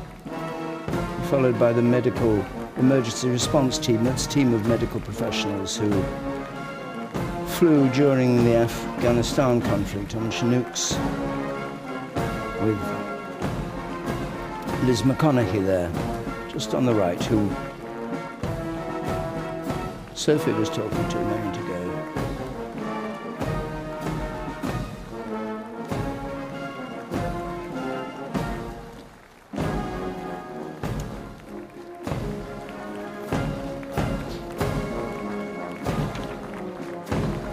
Probably recognize this song. I won't sing the lyrics to you, but I'm sure you know them well.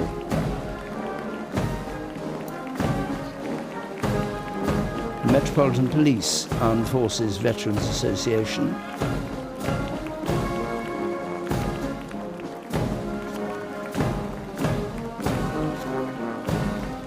Then the Trucial Omen Scouts with their red and white headdresses, who fought with the United Arab Emirates during the 60s and early 70s.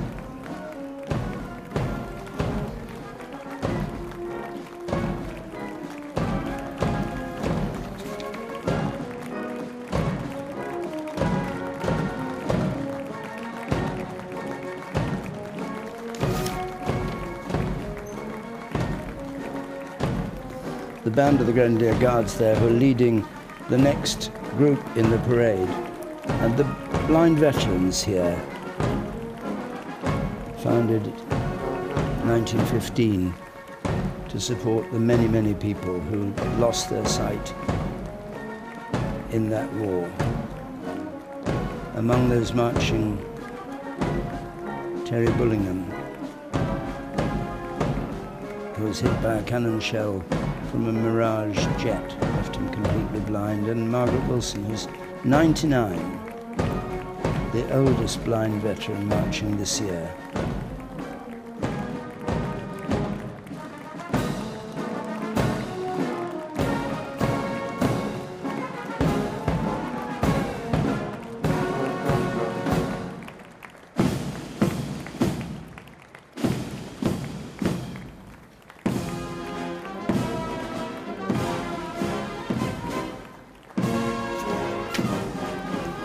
Merchant Navy Association with their huge white anchor, Viv Foster, their national president. It represents over 50,000 merchant seafarers who died, and it's impossible to underestimate the importance of the Merchant Navy, particularly in the Second World War when supplies to Britain were coming across the Atlantic. And again, they served in the Falklands, the Atlantic Conveyor, which was a tanker converted to a helicopter and airplane carrier, and which was sunk.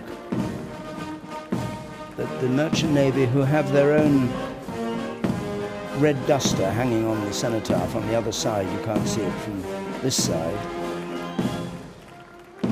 the only non-service organisation to be represented by its flag at the Cenotaph. Here is the HMS Argonaut Association, again remembering the 40th anniversary of the Falklands War. The Argonaut was attacked, received 2 direct hits, which mercifully failed to explode, but not before killing 2 members of the crew. HMS Andromeda, also during the Falklands conflict, had 6 members here, wearing those scarves again, the medal ribbon colours of blue and white and green.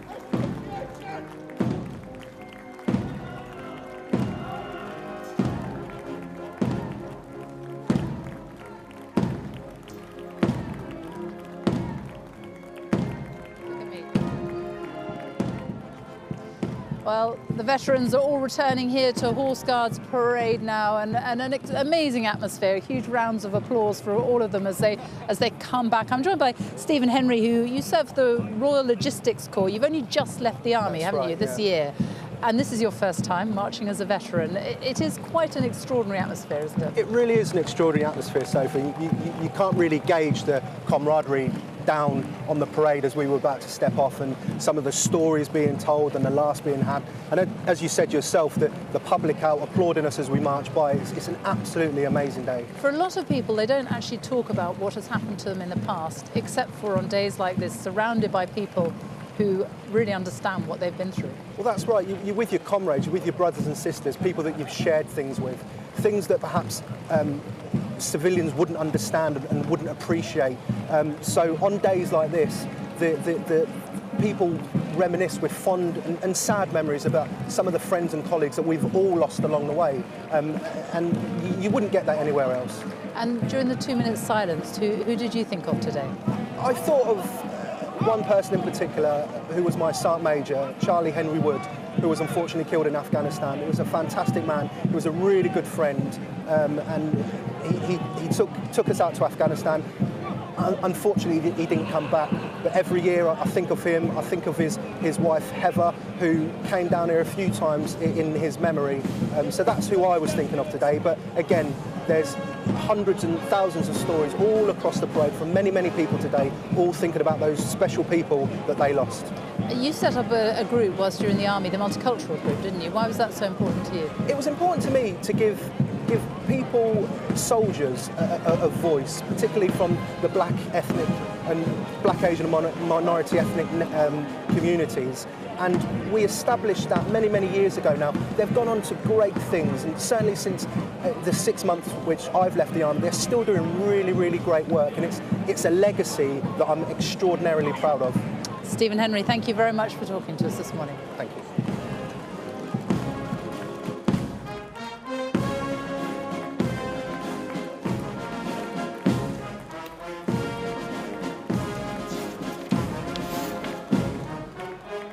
Back in the march past, the Frisguard Association, artificers who carried out basic training to a point in Cornwall, among them the Falklands veteran Jim Knight, who was Chief Petty Officer on the submarine HMS Splendid.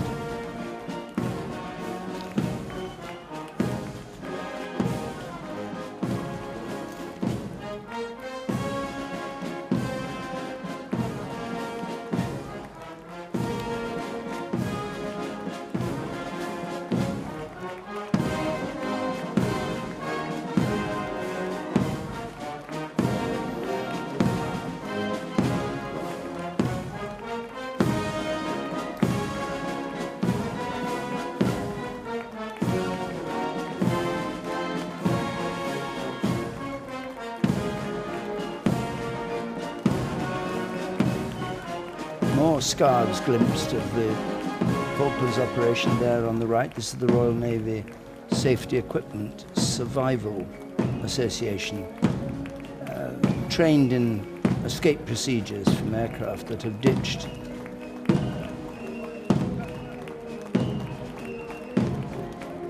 And they also were responsible for packing parachutes, making sure life rafts work, all that kind of thing.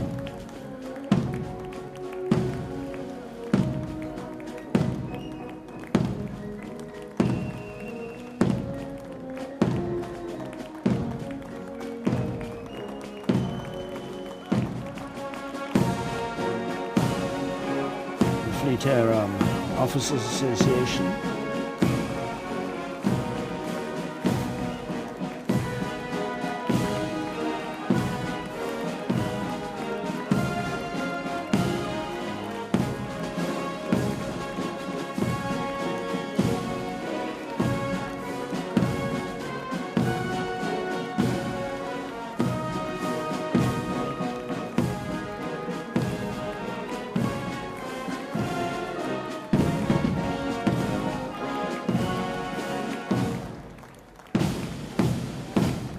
The Aircraft Handlers Association, branch of the Royal Navy responsible for flight deck operations on board aircraft carriers.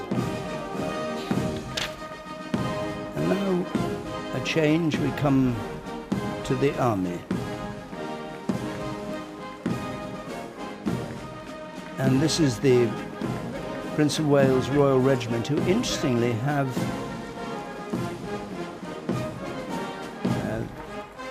actually the Queen's Own Highlanders. Before them there was the Princess of Wales Royal Regiment, which is curious because its Colonel-in-Chief is Queen Margaret of Denmark, and they actually were marching with a contingent of Danish Lifeguards Association to represent the Danish interests.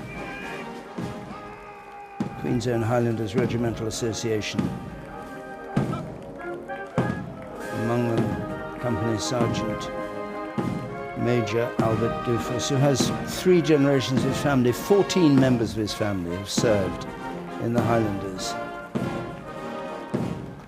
The Scots Guard Association, a regiment which was formed as part of the personal guard for Charles I, and as such is one of the oldest regiments in the British Army. It played a key role in the Battle of Waterloo, and then served World War I and II.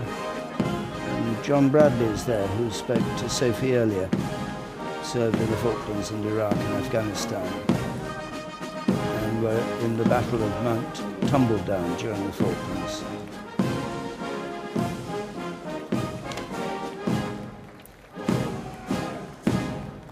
The Royal Scots Regiment, founded by Charles I again in 1633, and played a prominent role in World War I and II. Many regimental associations now going through, wearing the Glengarry with the red and white dicing on it, and the largest cap badge in the British Army, the Regimental Association of the Argyll and Sutherland Highlanders. Nearly 10,000 of them were killed in the 2 World Wars.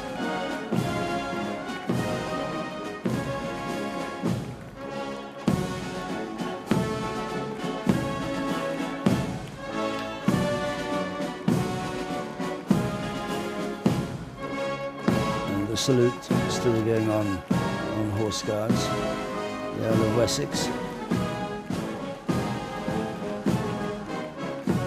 It seems a fairly informal kind of salute, this, smiling jovially and the others around them.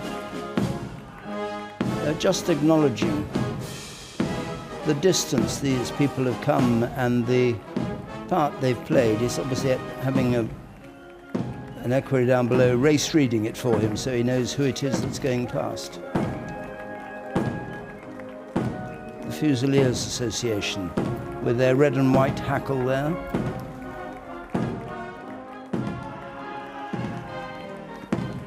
The Green Howards Association.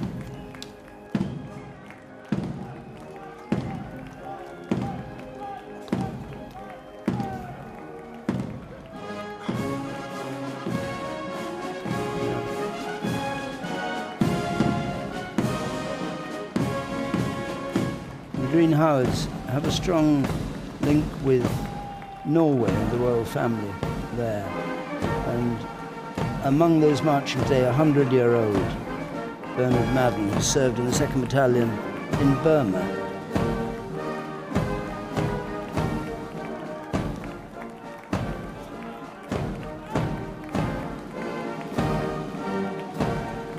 Some of them wearing the khaki beret of the Green Howards. They were a separate infantry regiment for over 300 years, and then they were amalgamated in 2006 with 2 other Yorkshire infantry regiments to form the Yorkshire Regiment. So the Green Howards is their old name, and of course they keep the memory alive by marching together.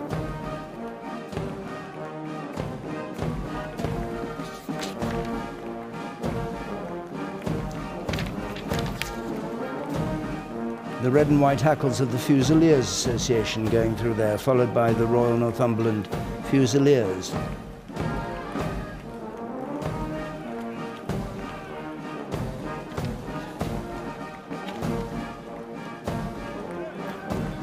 The Gurkha Brigade Association, they were engaged in Goose Green during the Falklands War, but they've been serving the British Crown for over 205 years, since 1815.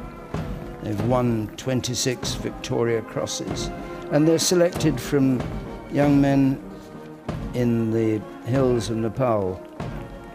And something like 25,000 young people apply each year for just over 200 places, much sought after, and much respected force. They also mount guard at Buckingham Palace and at St James's Palace. And many of them live in retirement in Hampshire. They've been having difficulties getting their rights established. They now do, I think, have them well established at Farnborough in Hampshire.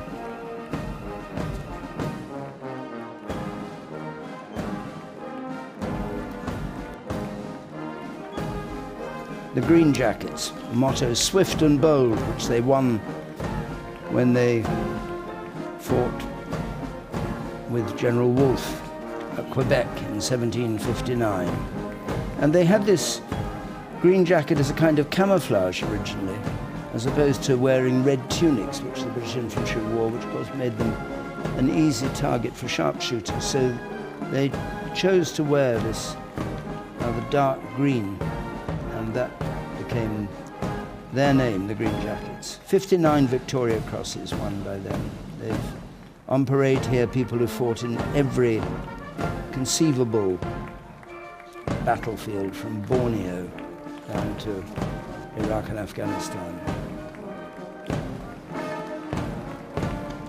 The Royal Ulster Constabulary George Cross Association. It's the centenary of their founding in 1922. 300 members of the Royal Ulster Constabulary were killed during the Troubles in Northern Ireland. The oldest member on parade is 83, and he's here paying tribute to his son, who was killed in Armagh in 1989. The IUC was awarded the George Cross in recognition of the collective bravery of the force, rather like Malta was awarded the George Cross in the Second World War for its courage in resisting German bombardment.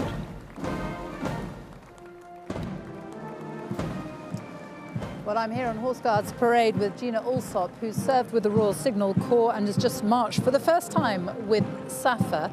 Good afternoon. Thank you very much for talking to us. Thanks for having me. You have seen another side of war, haven't you, through your work? I mean, you have worked all over the world, Bosnia, Kosovo, East Timor, Albania, but you've been working with refugees, haven't you? Yeah, so when I was involved in the Kosovo crisis, I actually ended up getting moved to Albania, where we helped set up a refugee camp, and it was quite quite an emotional time, and quite stark realisation to what, you know, conflicts actually mean, because you saw the impact, you know, to the civilian population.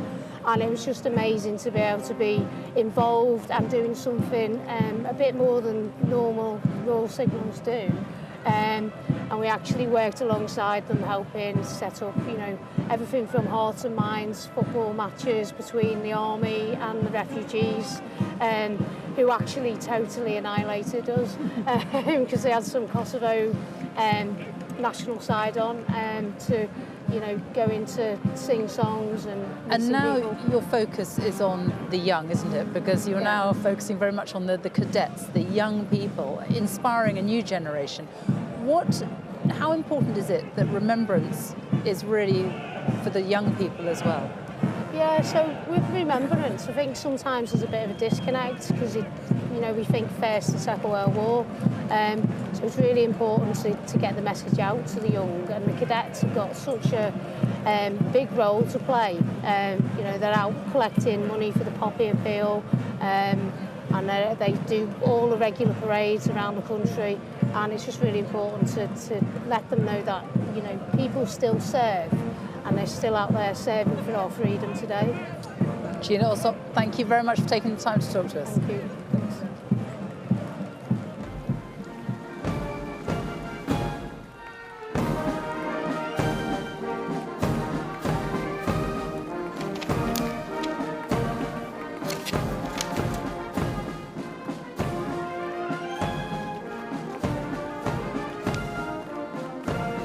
First Aid Nursing Yeomanry, the oldest and most highly decorated uniformed women's organisation in the United Kingdom. Nurses and ambulance drivers in Flanders and France, earning medals, 4,000 serving as agents and drivers and coders in World War II, 12 dying in concentration camps, and today a corps of 150 trained female volunteers from all kinds of backgrounds, ready to respond and train volunteers throughout the year. They're followed by St John Ambulance, 100th anniversary of their cadets, familiar.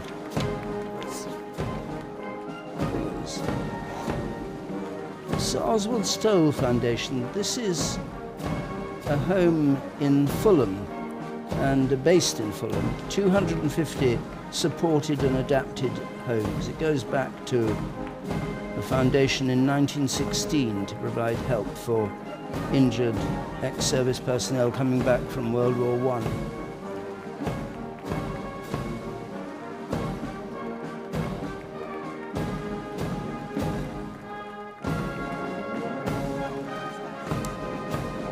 The Sea Cadets, SCC, the oldest apparently uniformed youth organisation that is, in the United Kingdom. It was formed in 1854, and this year the cadets are from the southwest of England, and they're followed by the Army Cadet Force. They come from Hampshire and the Isle of Wight. They've got 1,000 cadets there, but there are many hundreds of cadets in the Sea Cadets and the Armed Cadet Force and the RAF Air Cadet Force in schools and colleges around the country, and then the Combined Cadet Force as well. They come today from Newcastle.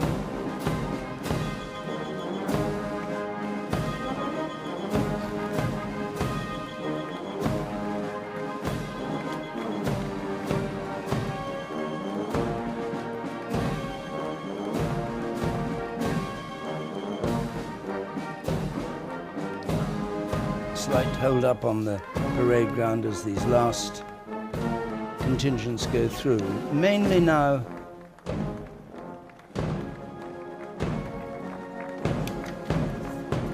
at the back end, the young people waiting to go through, but they're the Salvation Army, the Royal National Lifeboat Institute, civilians killed by enemy action, Antediluvian Order of Buffaloes, the Circuit of Service Lodges, the munitions workers, St Andrews, the British Red Cross. They've all been passing the cenotaph and leaving their wreaths.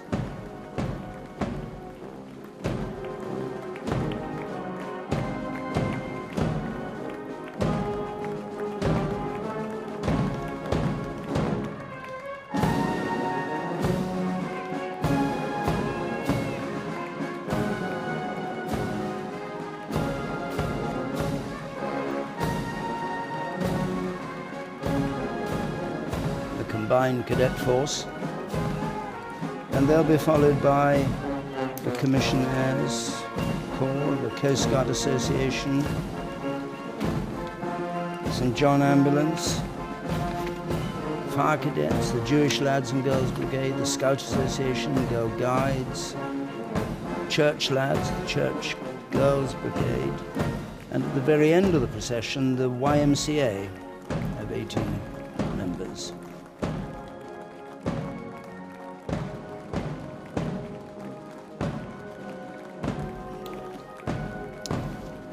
So as the final contingents go through, we come to the end of this commemoration of Remembrance Sunday, which was named to commemorate the moment when, in those evocative words, the guns fell silent on the Western Front, the armistice that marked the end of the First World War. There was a sigh of relief tempered by overwhelming grief at the carnage of 4 years of war. The words, "the glorious dead," were carved on the cenotaph. But in reality, the words, "lest we forget," were more often inscribed on war memorials in towns and villages across the country, lest we forget. And there wasn't much chance of forgetting, because within 20 years, Europe was back at war. And now this year, nearly 80 years later, angry guns are again heard in Europe, across Ukraine. Little chance of forgetting the horror of war. A message that the thousands who came here today to march past this cenotaph in London and to lay their wreaths at its foot want everyone to remember and to understand. From Whitehall, goodbye.